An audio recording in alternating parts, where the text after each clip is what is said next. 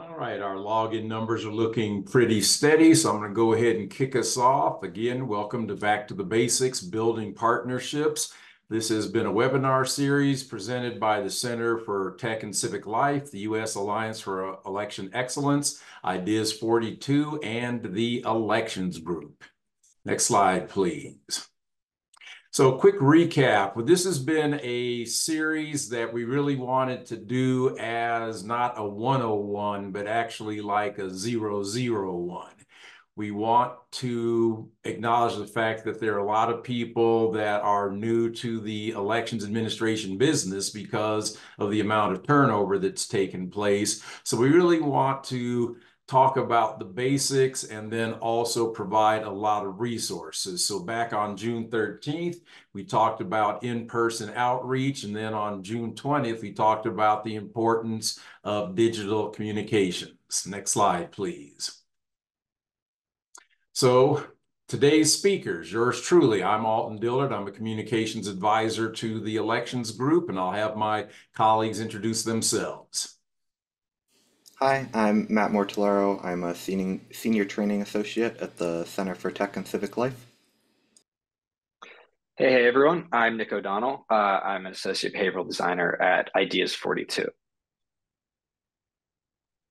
right, so let's get rolling here. Next slide, please. All right, so today's agenda, we're going to cover a few concepts, starting with the general principles of forming partnerships.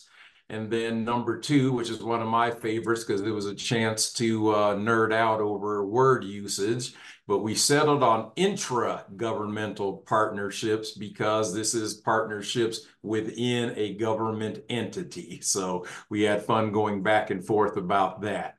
We'll also cover institutional partnerships, the importance of forming an elections advisory group, and then going beyond the basics. Next, please.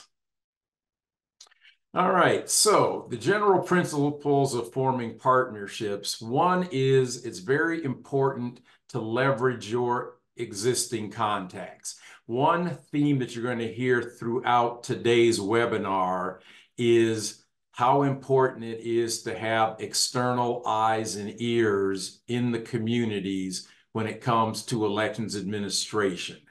Everyone is busy. Everyone is doing 3 jobs for the price of 1.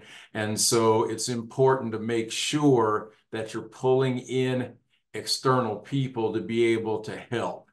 And one of the things you always want to emphasize is that, we have shared goals. We want people to participate in the process. And, before the past few years, and this is not a partisan comment, but there used to be more of a firewall between elections administration and what people think of in terms of quote unquote politics. If you just keep it simple and say, hey, we're here to inform, we want people to vote, how they vote is their business, that really helps get these partnerships off the ground. And then also you want to establish reciprocity. So good example of establishing reciprocity is, and we're going to cover this in some later slides, but like the importance of advisory groups and things like that. If you're going to invite them in and have them meet with you, then say they reach out and say, hey, we've got this group that wants a tour, if they're allowed in your jurisdiction, or we have this group that really would like to hear the presentation that you gave us today. Can you come out to our organization and do a webinar or a likewise presentation? So make sure that it's a 360-degree relationship when you're starting to form these partnerships. Next, please.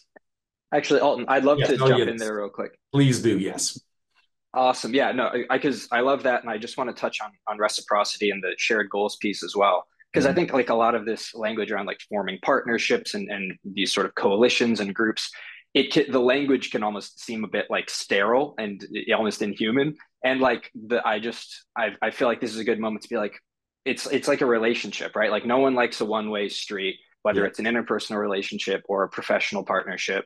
And so, yeah, I think just like finding opportunities to have those shared goals and then also making them explicit to any partners you're trying to find. And understand that here's where our goals are aligned and here's how we can help each other out. Here's, how we can achieve in this community what we both want to see. And like just demonstrating that two-way street, I think is crucial. But thanks for letting me butt in there. Oh, for sure. And what I'll do going forward is I'll take just a brief pause in case there's anything my colleagues want to jump in on. So let's talk about why partnerships are important. Again, it helps you expand your communications reach, and it also can help you supplement limited capacity because, and this is a constant theme of mine, elections are a 50-state patchwork. So you've got jurisdictions like my former jurisdiction that had 8 people dedicated to communications and outreach. And then you have other jurisdictions that may not have 8 people total in their registrar or clerk and recorder's office or whatever it's called in your particular jurisdiction. And so again, that's why forming these partnerships is important because we can't be everywhere at the same time. Then you also have to think about the reputational benefits. And a lot of that comes down to because of the fact that you're inviting people in, showing people that elections do not take place in a black box.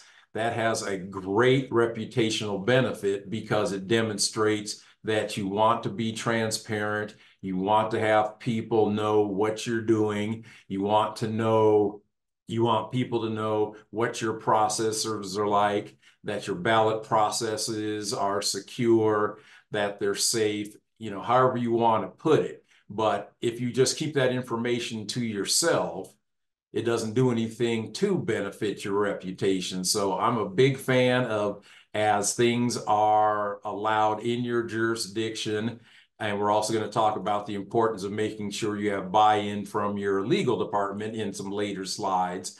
But whatever you can do to demystify the process goes a long way.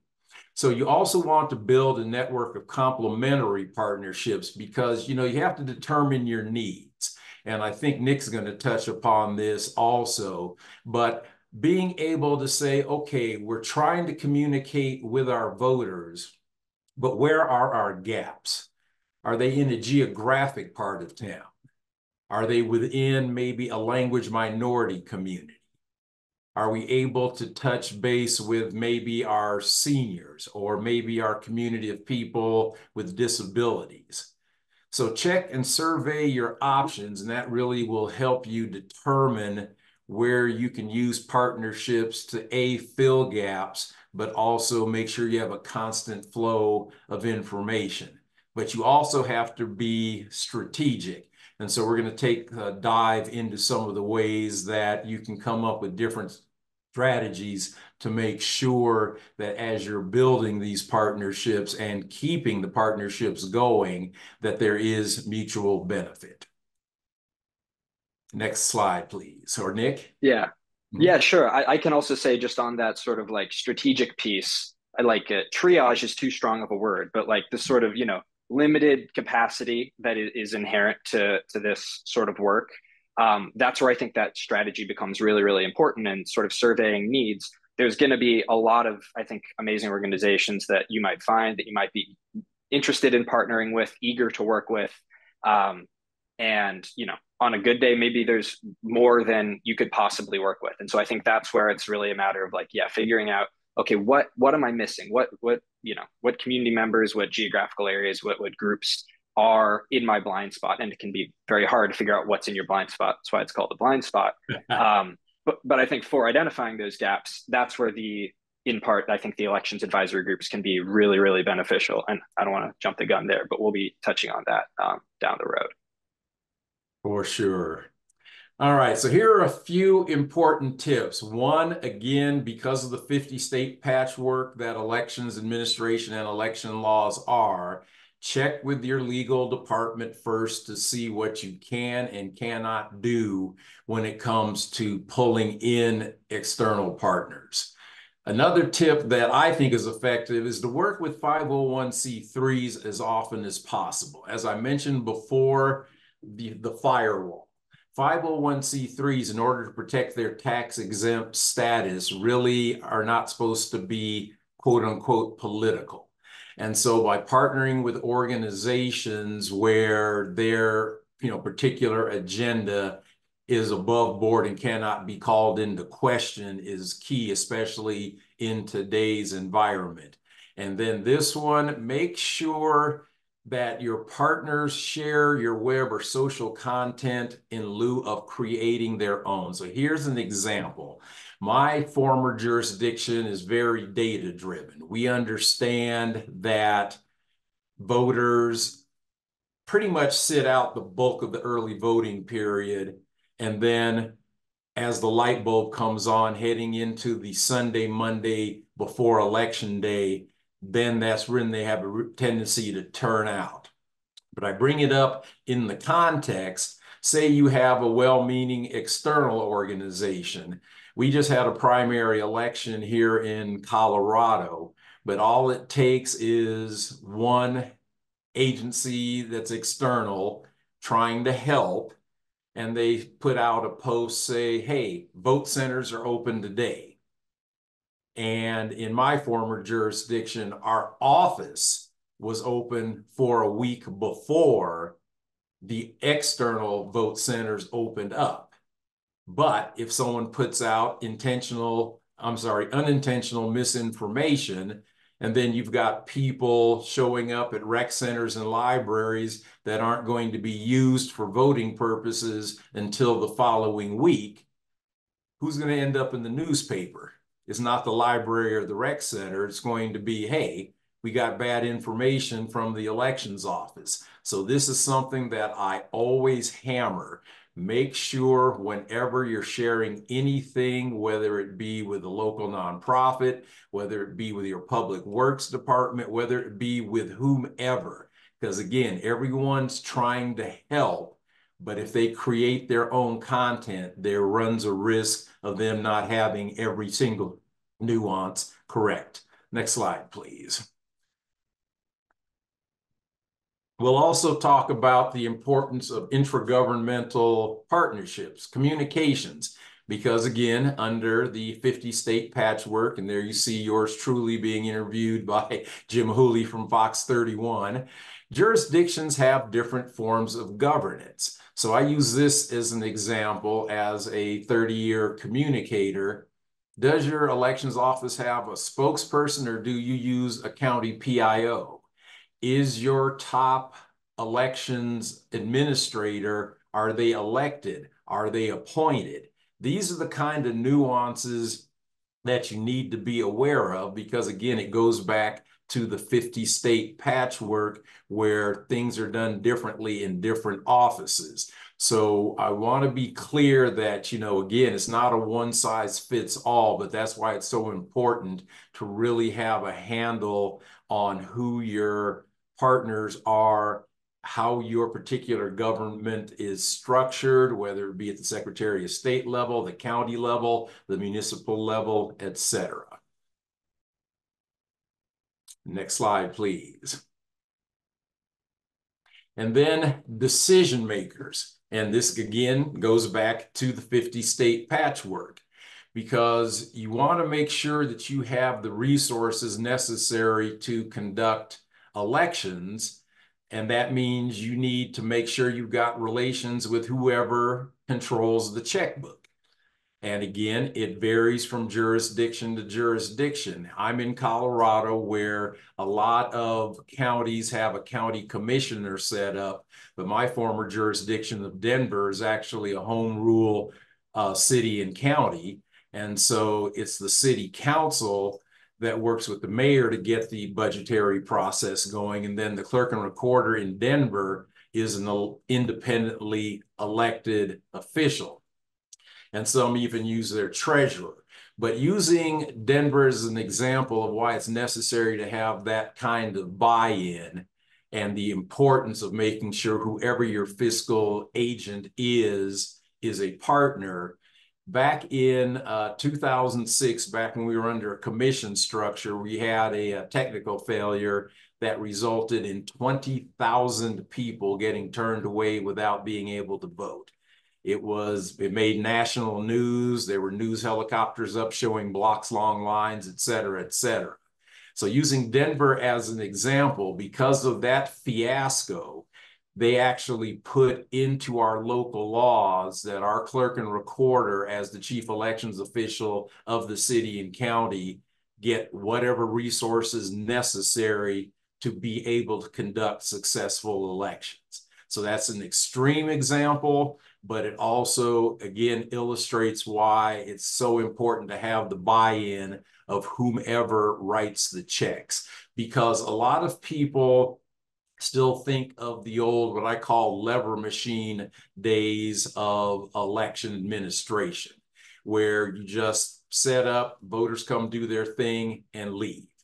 And now, because of everything, from HAVA and making sure that you have your accessibility guidelines in place, making sure you're being in compliance with UACAVA, there's so much more to it. And that's why it's important to use partnerships like we're discussing to be able to not only inform voters, but again, inform your fiscal decision makers. All right, and here's another one that is a big one when it comes to intergovernmental partnerships. Again, not one size fits all, but let's talk emergency operations. Again, I was with a large jurisdiction, more than 500,000 voters. I know there are jurisdictions where that's a drop in the bucket, and I know there are jurisdictions that may have 2,500 registered voters, if that. So think in terms of this as being something that's scalable. But for your larger jurisdictions in particular, do you activate your emergency operations centers during your elections? And again, it's not anything having to do with a political climate or anything like that, but think of it as just that one-stop shop that allows centralized response. So think about the things that could go wrong in the course of conducting election. Everything from something as simple as a power outage, or maybe the custodian at the rec center that you're using as a vote center takes ill, and your election judges show up for their 7 o'clock poll opening, and they get there at 6:30 and the building's still locked. Do you have the ability to be able to get in touch with your Parks and Recreation or whomever to make sure that place gets opened up in time for you to be able to start your voting at 7 a.m.? The other thing that you want to think in terms of, and this is why the EOC model is so effective. And again, I'm giving extreme examples, but you can think in terms of how they can still be applicable. So the Emergency Operations Center that I worked in had pretty much representation from every city agency, whether it be city council as a governmental partner, whether it be Parks and Recreation, whether it be our local transit authority, whether it be our school district. Say something happens and you have to pick up and move your entire election to another location because of a power outage, a water main break or something. Do you have the contact to be able to call over to your school district and say, hey, can you send us over a school bus because we have to move 50 people? Or do you have your moving company on speed dial and say, hey, we need to be able to move 2 vote scanners to a different location down the street that's under 24/7 cameras so we can keep counting our ballots? Again, extreme examples, but again, think of these as those important intragovernmental relations. And so at minimum, even if you don't have the full-blown EOC model, make sure you have direct contact with your local law enforcement agencies in case you have any kind of incident either at your office or at your vote centers or wherever. we actually, because we use drive-through ballot drop-offs in my former jurisdiction, we actually have a police officer that sits out there in the tent with our bipartisan team of judges, and that's a relationship that we have built literally over the decades as an example. If I can jump in, Please do. one other major thing to have in mind and a group to have contact with ahead of time is your IT department. There's so much that goes on the web now. If your website goes down on election night and you can't report results, that's going to be an issue. If you have to communicate with your voter registration system during the election, again, having that stable tech is really important. So getting them involved when possible is a good idea. Yeah, I'm going to co-sign what Matt just said. And again, not trying to make this Denver centric, but that's a very excellent example. In 2007, at 7 p.m., we hit enter to put our results up on the website, and nothing but zeros. So you can imagine, because of what happened in 2006, my phone's ringing at 7:01 from reporters asking what's going on. And what was going on at the time, and again, this was 2006, this is not a current state discussion, but the person at the city IT office who was supposed to be our contact was away from their desk. So, being solution-based, we actually had our IT team stand up essentially a mini headquarters within our office. And then we would actually do dry run rehearsals of even the process of getting the election results from the scanners through the tabulator and up to the website to make sure that never happened again. So Matt, again, excellent point. Next slide, please. Institutional partnerships. So media definitely helps inform voters, but there are trends in the business. And this is why I'm always telling folks the importance of making sure that you keep these other partnerships in place also, because you cannot rely on the media to tell your story every single time. Media is like any other business. You know, it's been a little different post-pandemic. You have people doing 3 jobs for the price of 1. It changes how you're able to interface with them. It changes how you're able to form media relationships because they're so busy. You know, whenever possible, it's still very useful to be able to take a reporter out, you know, for a lunch or coffee just to get to know them a little bit, but they're so busy that it's becoming harder and harder to do. So yes, media helps inform, but they cannot be the sole arbiter of elections information. And of course, you've got the different types of media. You've got the television stations, radio stations, newspapers, which are also now a print and digital format. And then, you know, you have digital only. We have some digital only publications here that really follow elections administration and the legislation around it. And so making sure you know all of those folks. I also talked earlier about, you know, some of the trends in media, because I'm, you know, from sort of the old school when there was such thing as a hard deadline, because it predates the internet. So if you did not have something to a reporter by 1 p.m., it didn't make the paper, and then that information would be out there. And then if it was something that needed to be corrected, you would call them, and then there'd be a little postage stamp part inside page 2 with the correction of information that had already been out there for 24 hours. Now, because of how digital things are, yes, reporters still have deadlines, but because of the web, it also gives you the ability, if there's a fact that is not quite, you know, right, or if there's a nuance to the fact that they might have written through or something like that, you still have the ability to get that fixed. And so thing to remember when you're partnering with the media is you drive the message. And I want to be real clear about what I mean by that, because anytime you have the ability to interface with a reporter, you definitely want to talk about what they want to talk about, but you also want to get your message out.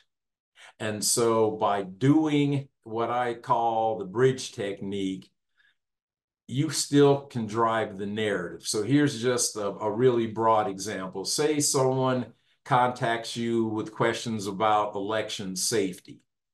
There are ways you answer that question. You can say things like, well, you know, our elections are safe because of A, B, and C. Or another way to answer that question is due to A, B, and C, that proves the safety of our elections. So there are ways for you to be able to always get your key message in there. So whatever a reporter wants to come talk to you about, you make sure you also get out whatever message that you care to share. Yeah, just one quick point on that to add on. Something to remember is that reporters, even when they're trying to do, you know, the best, most accurate reporting they can, often won't know as much as you about elections. Especially because of this 50-state patchwork, they might know how it works in a neighboring jurisdiction or how it works in another state. And so telling that story of like how it works here can be important for them writing the story in a way which is accurate to how you actually do things. Very important point, Matt, because also there's a lot of mobility. And so the reporter may be locked into how things happened in their prior jurisdiction. And I mean, no shade on reporters or the public, but it also gives me the opportunity. This is another key point that I drive home. Think of reporters as voters who work in newsrooms. So you want to educate them in the exact same way that you're educating someone who simply may just vote. They may be an infrequent voter. They may only participate in presidentials and then sit it out for the other 3.5 years. And so even in a market as large as Denver, I always joked with the reporters that election day duty was short straw duty because they'd have to be downtown at 4 o'clock in the morning looking at my pretty face. And we would go back and forth about, you know, certain things and just, again, making sure that they had all their facts. And to double down on Matt's point a little bit, they want to get it right too. I know some people are wary of interfacing with the media because they're always, you know, worried about, you know, there being some kind of gotcha angle or something. But that's why it's so important to form relationships with the media because, again, 99.9% of the time, they want to get it right too. Because if you have to call their editor or something or go up the food chain on them, and say, hey, you know, this person got this major error, in fact, in this story 100% wrong, you need to be able to also have that level of relationship. And no one wants to get ratted out to their boss. They want to do a good job too, but always just remember that you can drive the message. All righty, let's go next. All right, so you also want to catch up with your local civic organizations, and that can be any kind of organizations that get audiences and regular participation. It could be your Kiwanis Club, it could be your Lions Club, it can be your Urban League, it can be your NAACP, it can be your local, you know, La Raza chapter, whomever, because those are built-in audiences that regardless of their mission, there's an umbrella of being very community oriented. And like I was saying earlier, you can't be everywhere at once. And so you need additional eyes and ears in the community, both to get information out about what's going on in the world of elections, but also they can be your eyes and ears to report back. Hey, you know, we're hearing that this apartment building, for instance, none of their mail ballots have shown up yet. Can someone reach out to the Postal Service and see what's going on?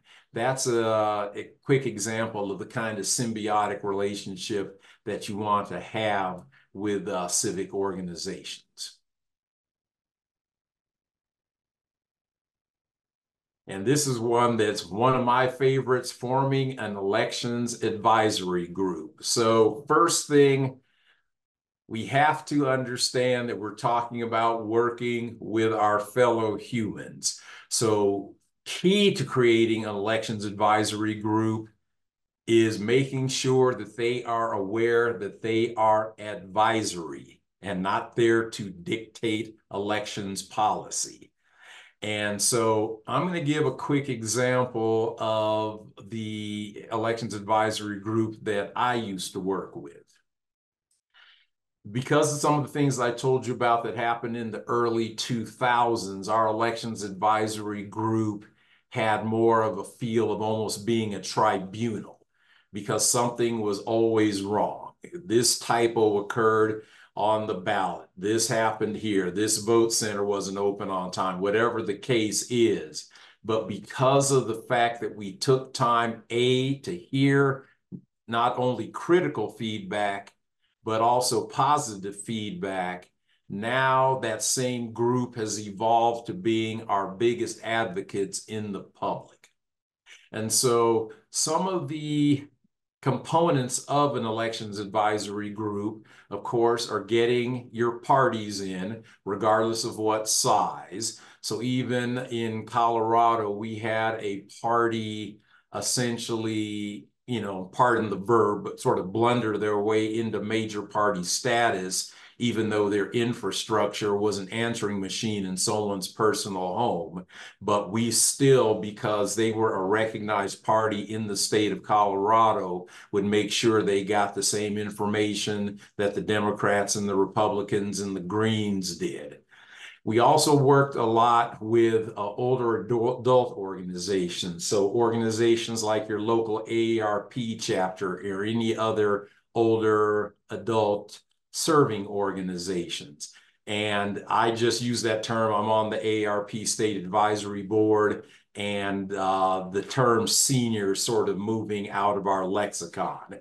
Civic organizations, like we mentioned before, it's important to have them at the table too. And then also, this is a good way not only to talk about access, but it's a good way to demonstrate your commitment to access. So using the community of people experiencing disabilities as a for instance, when we move to a new voting system, instead of saying, well, we have a good idea of what this community needs, we brought in people from that community to get their feedback as we were constructing the new voting system. So having somebody say, hey, you need to make sure that if someone wants to vote a paper ballot, that you have booths that are wide enough and high enough off the ground for them to be able to get their wheelchair under. Or if you're using an accessible voting pack that's connected to your accessible voting tablet. Originally, we had gone with a setup that was like a joystick with Braille on the side for someone who may be visually impaired. And they said, well, that really is not how a lot of people, get their information. So we ended up going to a larger sort of keypad with Braille, but also raised directional arrows for people to be able to navigate. And the voting system we use is accessible to the point where even someone who's quadriplegic using a sip and puff device can vote independently if they choose to. So it's very important to make sure that you have interface with that community. And again, it varies from a state to state, but most places also have a external organization that really pays attention from the legal standpoint to make sure that people are being able to vote independently. So like a disability law organization in your particular jurisdiction, really handy to have them at the table. Language minority groups. Some of you may be under Section 203 of the United States Voting Rights Act. And so one thing when it comes to language minority communities, yes, there's the federal mandate, but if you have the capacity, you also have the ability to even go beyond that. So my former jurisdiction, even though Spanish was the only language we were required to have our materials translated into, we even did sample ballots based on what we thought the outcome of the 2020 census was going to be, and would at least have sample materials available in 5 or 6 additional languages as a for instance. But we also had people from the language minority communities at the table who said, yeah, hey, it's great that you're doing everything in Spanish, but in this corridor of town, we have a large Vietnamese population. Or in these high rises in a certain part of town, there are a lot of native Russian speakers. And so again, because we're so busy beavering away with the conduct of elections, those can be the kinds of eyes and ears that are external in the community that really help you demonstrate your commitment. And other interested groups and individuals. Some people, will appoint themselves as, the voice of a senior community or a disability community or a language minority community or a minority community. But they've got something to say and something that they want to impart where they can be heard because of how important voting is. So you have some individuals in there too. It really helps, again, create these symbiotic two-way relationships. And Nick, I think you had some stuff you really wanted to chime in when it came to EACs and EAGs. Yeah, I sort of previewed it earlier, talking about how in addition to, I mean, Alton, I love what you're saying about how they can be so valuable in terms of refining election procedures, election communications as well. They can help craft the communication strategy, and if you're interfacing with bringing different organizations from the community to the table, civic organization chapters and all that stuff, they can be a means of disseminating information as well. But they can also sort of help refine the strategies and identify gaps in maybe where your outreach isn't hitting. My team about a year ago was speaking with a bunch of different election officials all across the country. And we spoke with one election office, I think in Northern California, that had convened an advisory committee. And they spoke to not how they were able to use them, not just to sort of like plan and disseminate outreach, but actually offer a continuous feedback loop where they were able to say, here's what isn't really working. And that's something we heard a lot of election officials saying, that it's really hard to tell whether your outreach is working. It's really hard to tell, other than occasional anecdotes, maybe a phone call here or there, or, like a particularly effusive or motivated voter coming into the office, providing some feedback. A lot of it never gets any kind of response. And so to have this, a group like this that is sort of, cut from all different walks of life throughout the community, that can be really, really valuable to say, hey, here is that blind spot. Here is this corridor of town that isn't getting, posters containing information that we need, or, where maybe your social media outreach isn't reaching, or just any kind of gap like that. If you're craving sort of like evaluation, if you're craving like, is what I'm doing working? I think an advisory group can be a really great option. Yeah, definitely co-signing with Nick there, because that kind of feedback is so valuable. And one of the things that I'm a big proponent of is sometimes you have to separate process from personality, because we all have that person, in our city, in our town, or whatever, who's appointed themselves the expert on all things. And so the thing is, you stay focused on your processes, understanding that, sometimes these things can get tricky, sometimes they can get a little heated. But again, that's just a part of any human endeavors, being able to ride that current. But I really, again, just want to co-sign with everything Nick just said. All right, next slide, please. So now we're going to go a little bit beyond the basics by sort of wrapping up this particular concept. Next, please. And so again, you want to sustain any kind of partnership. So it's one of those things where you can't go dark. So let me give a quick local example. We in Colorado, we experience a little bit of voter fatigue from time to time for a variety of reasons. Again, my former jurisdiction, which is a home rule city and county, our elections happen off cycle from what people think of as the normal election cycle. A lot of people think in terms of, elections happening in November, whereas ours happen in the spring for our municipal elections. But our school board, which even though it's our local school board, by law, it's technically a state level office.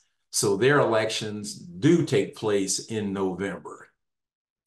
Our district attorney, who is the Denver district attorney, their election actually took place in the last primary, which just happened here in June.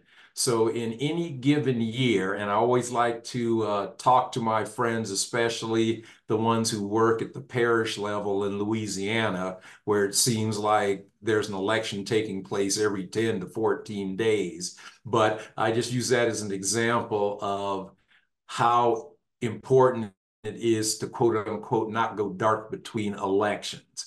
So if you do have a jurisdiction where, say, you only have a couple of elections a year, you still want to make sure you have these relationships going year round.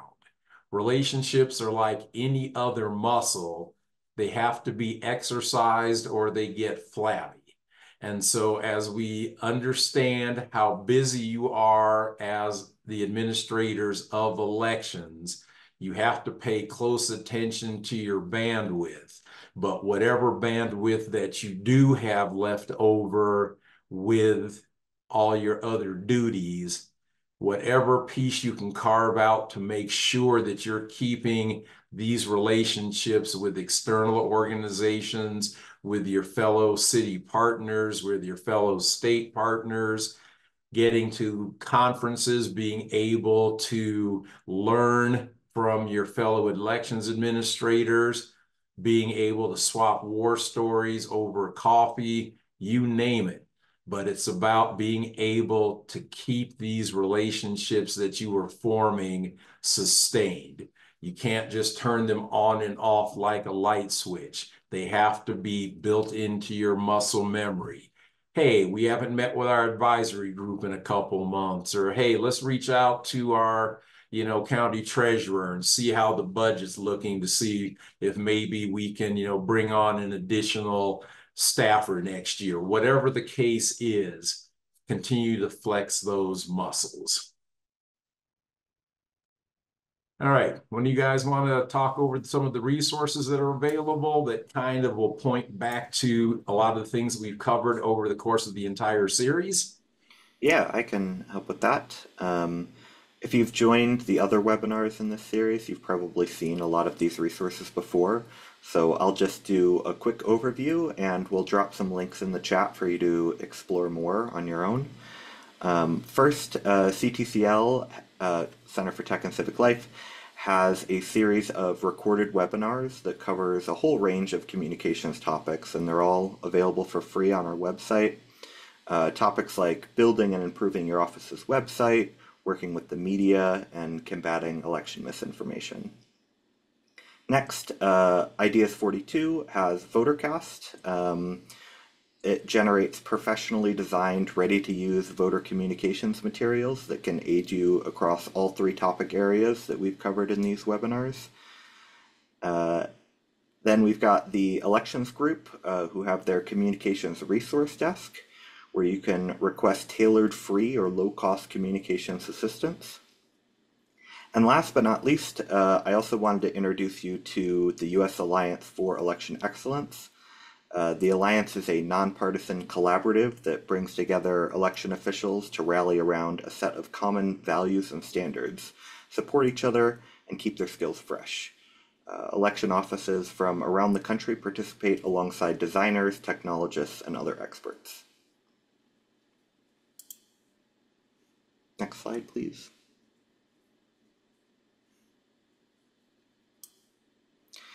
Oh, sorry. That one, yep, there we go.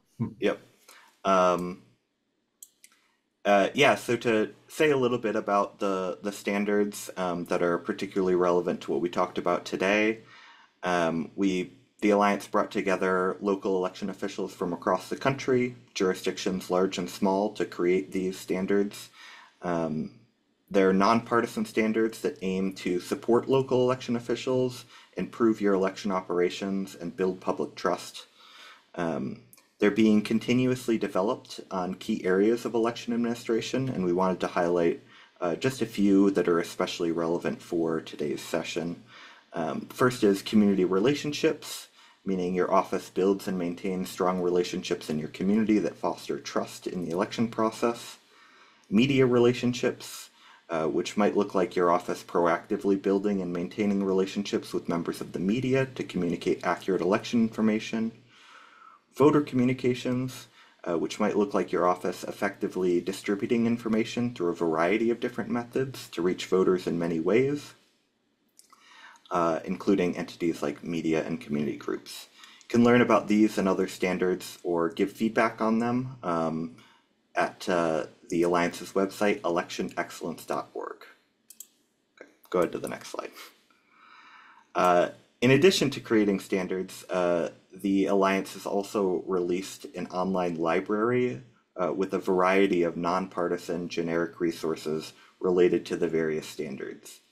So in addition to tools like VoterCast, which you can also find there are lots of other resources that might be helpful in going beyond the basics of community relationships. In the session today, we were talking about community organization, so I wanted to highlight one relevant resource from the library, which is the outreach letter to community organizations that was developed by the elections group. This template can help you reach out to community organizations you're interested in working with. It's designed to save you time by providing you with sample language that can be adapted to your unique situation pretty easily. It should work for any election department, large, small, urban, rural. Learn more about this tool and see the rest of the Alliance's guides, generic communications templates, and more, again at electionexcellence.org and in the resources tab. Okay, next slide. That's all we got for today. I'm happy to moderate the Q&A if you want to drop some questions in there. We've got one in there already, so we'll start with that, but feel free to add yours as we go. Mm-hmm. So the first one here is, says they're a nonpartisan nonprofit organization that's focused on high school voter registration and recruitment of student election clerks, both in high school and college. And they have a grant from the Help America Vote Act, their college program, to recruit college students to work in the November election. They've been trying for almost a year to contact their local elections administrator or anyone in the department and haven't gotten that opportunity yet. They don't think it's a legal issue because their department works with the League of Women Voters. So they're asking for our advice, how to get in touch with their local election department. Any ideas, Alton? Well, man, that's a toughie, but yeah, and again, I'm kind of an old school guy, so in that kind of situation, I would, of course, keep trying. but there are ways to try to catch up with people, without it being an ambush. So let me see if I can put a finer point on that.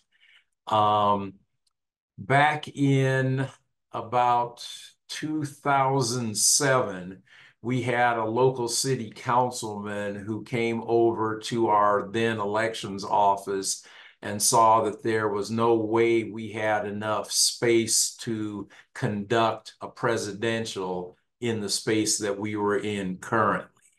And so we ended up having to move our office like probably 25 minutes out of downtown.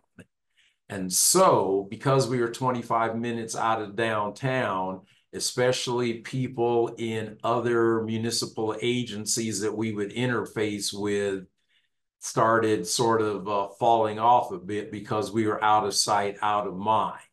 And so I literally would once a week just literally go down to our main municipal office building, pull up a table, and catch folks one-on-one.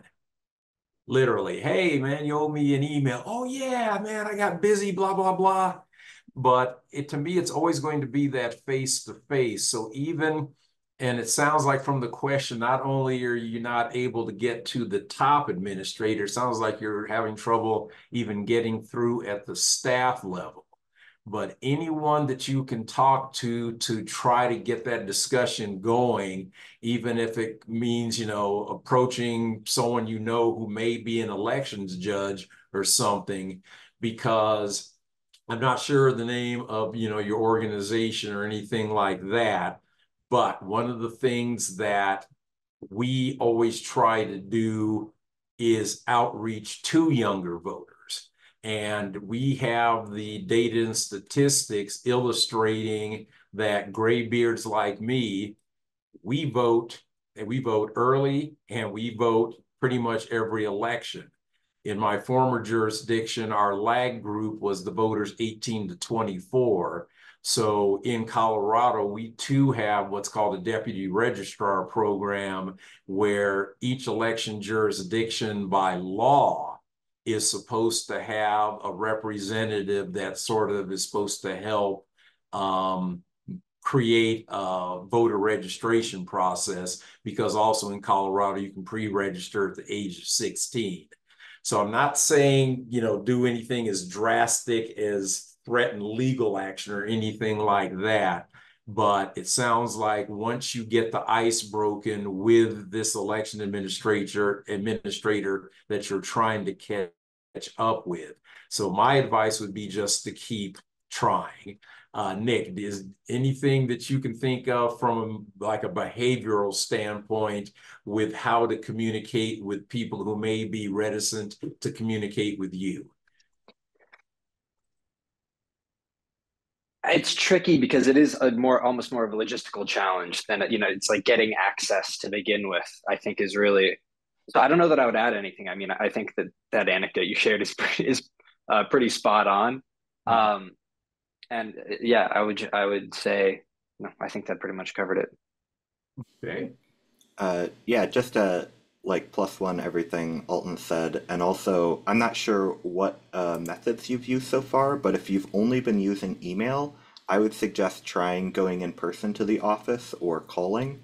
A lot of times, I used to work in an elections office. We get so many emails from organizations and things, and it's hard to tell which ones are local and which ones are just like form emails that we're getting. So going down there really shows like a different level of connection to the office, I think, or even just making a phone call.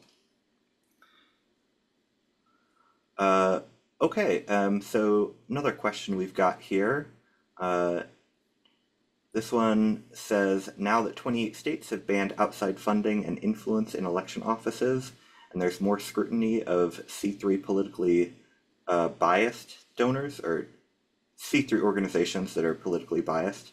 How do you handle those concerns about donors when you are able to accept funds? I assume is what the question is referring to.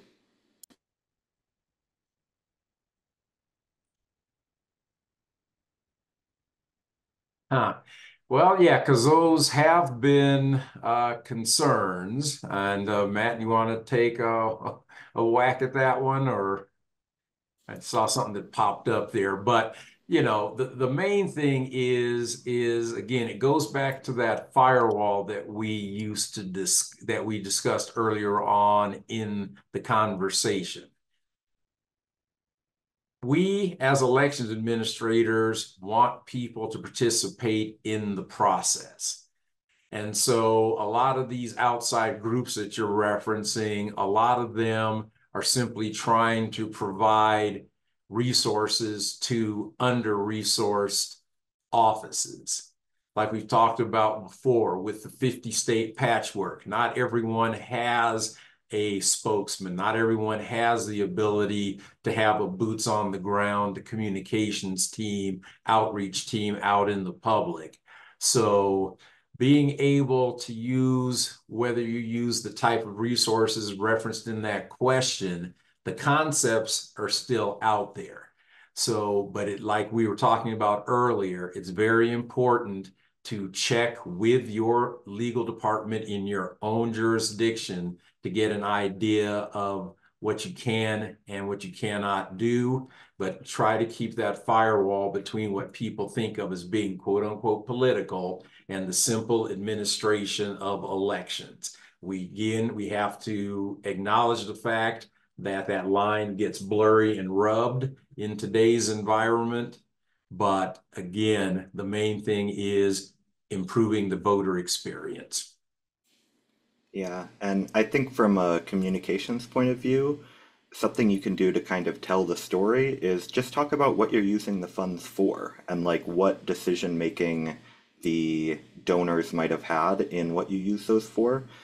Uh, and you can just, it if you're using it for genuine election administration things, then that might be something that you can make a persuasive case about.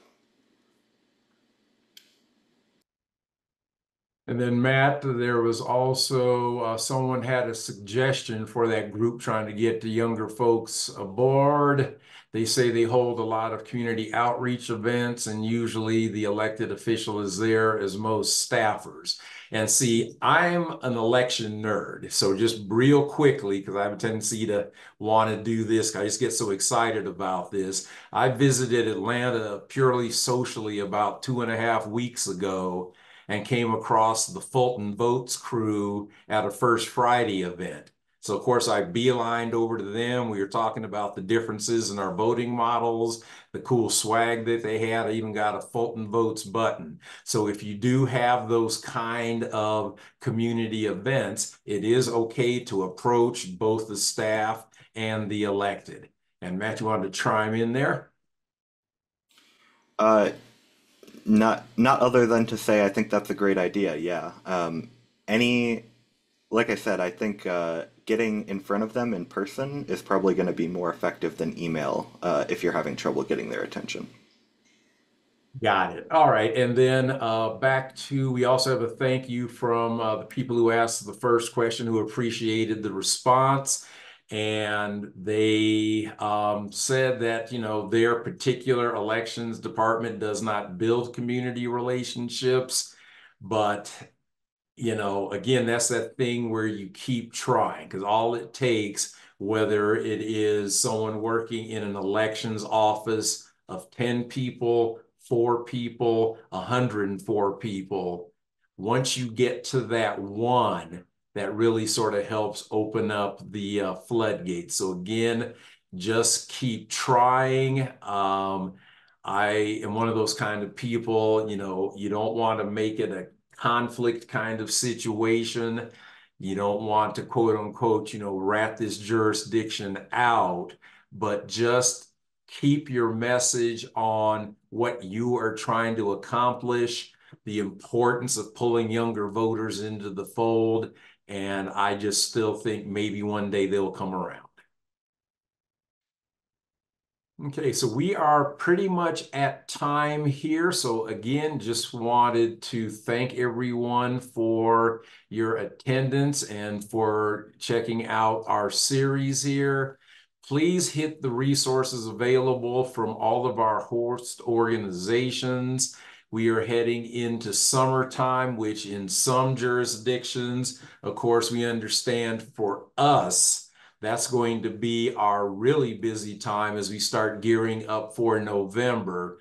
But also think of this is the time that the audiences that we serve, our voters, are heading off on their trips to the beach and their camping trips and getting out on their bicycles. So this is an excellent time of the year to start flexing your internal communications muscles. So for the times that elections start coming back into the psyche of the voters that we serve, that you'll be at the ready. Do you gentlemen have any closing remarks?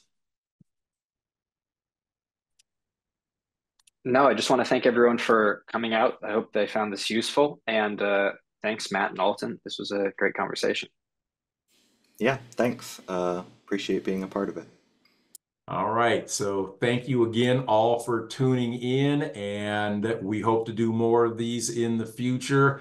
Good luck with your elections. Make sure you're staying on top of your rest, your relaxation, being able to step away and take a deep breath. We've all been in this business. We know how stressful it can be. You cannot pour from an empty vessel, so please make sure you're taking care of yourself so you can serve your voters, and you have a great rest of your week.